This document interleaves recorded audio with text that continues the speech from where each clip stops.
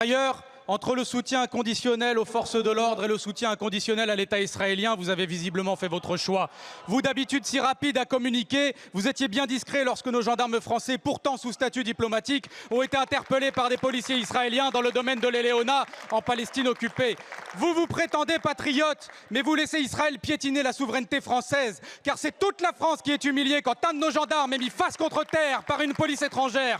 Vous qui vantez d'ailleurs la défense des chrétiens d'Orient, vous validez par votre silence qu'un lieu de pèlerinage chrétien soit bafoué. Et pendant ce temps-là, que de bruit et d'énergie de votre part pour une simple banderole au Parc des Princes. Don Quichotte sans combattre les moulins, Retailleau s'en prend à des tifos en disant hypocritement « pas de politique dans le sport ». Mais c'est pas que vous ne voulez pas de politique dans le sport, non, vous ne voulez juste pas de la Palestine. Car quand c'est la Palestine, vous dénoncez ce que vous présentez comme un message de haine, mais vous étiez bien content quand le Vélodrome ou le Stade Bollaert étaient aux couleurs de l'Ukraine.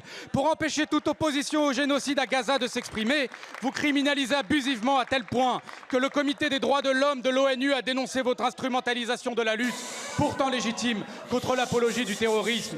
Vous épuisez l'appareil policier et judiciaire contre des gens seulement coupables d'apologie du droit international.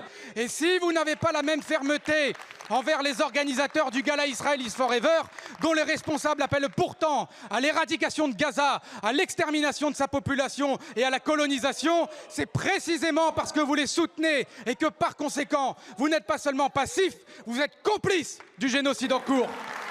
Emmanuel Macron et Michel Barnier, n'oubliez pas jeudi, pendant que vous applaudirez l'équipe représentant un pays qui commet un génocide, n'oubliez pas qu'à Gaza, il n'y a plus de terrain de football. Et pourtant, l'équipe israélienne tire quand même, mais dans la poitrine des enfants. N'oubliez pas qu'en Palestine, comme au Liban, les frappes sont aériennes et qu'elles massacrent des innocents. Il ne sera jamais ni normal, ni moral, ni même raisonnable d'accueillir les bras ouverts Israël en plein génocide. Qu'allez-vous faire dans ce stade? Et pourquoi n'interdisez-vous pas ce match ainsi que le gars